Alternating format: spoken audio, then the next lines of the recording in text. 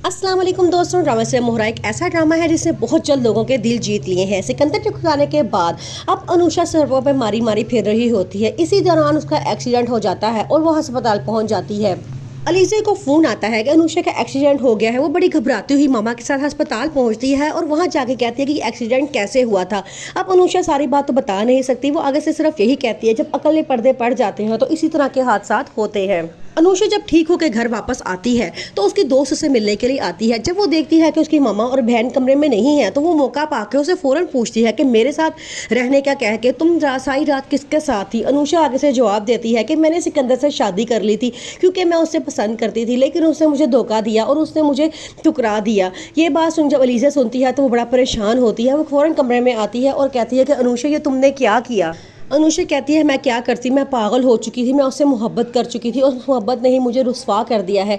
अलीज़ा कहती है कि मैंने तुम्हें बड़ा समझाने की कोशिश की थी लेकिन तुमने मेरी बातें नहीं सुनी। मैंने कहा था ना जब ख्वाब टूटते हैं तो बहुत तकलीफ होती है, लेकिन तुमने मेरी बात नहीं मानी। आगे से अनुषा कहती है कि हाँ मैंने तुम्हारी बात ना मान के अपनी ज़िंदगी बर्बाद कर ली है। दूसरी तरफ उसकी मामा रिश्ता देख रही होती हैं और वो बड़ा खुश होती हैं कि अनुषा को जो लोग देखने आए थे उन्होंने हाँ कर दी है और उन्हें अनुषा बहुत पसंद आई है। जब अनुषा ये बात सुनती है तो वो बहुत दुखी हो जाती है। वो कहती है मैं किस तरह अपनी मामा को बताऊँ कि मैंने उनका भरम तोड़ चुकी हूँ, मैंने शादी कर ली है। सिकंदर ने एक थप्पड़ के बदले मासूम अनुषा की सारी जिंदगी बर्बाद करके रख दी। वो उससे बदला लेना चाहता था क्योंकि अनुषा ने उसे थप्पड़ मारा था और उसने बदला इस सूरत में लिया कि उससे निकाह करके उसको ठुकरा दिया। ये बात अनुषा के लिए बहुत दुखी थी। वो अपनी सदमे से बाहर नहीं निकल सक रही।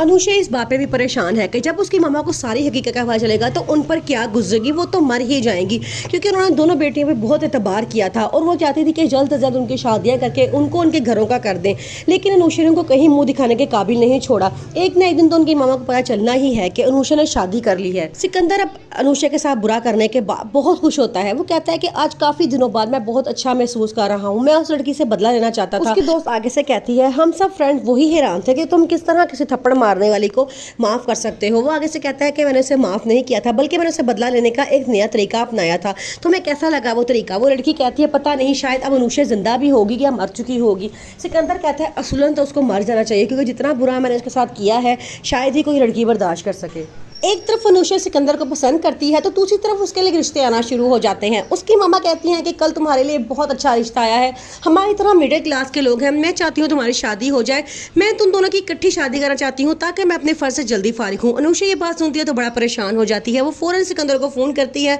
और उसे कहती है चूँकि हम दोनों एक दूसरे को पसंद करते हैं तुम अपने मामा पापा को भेजो ताकि वो आके बाकायदा मेरा रिश्ता मांगे और हमारी शादी हो जाए।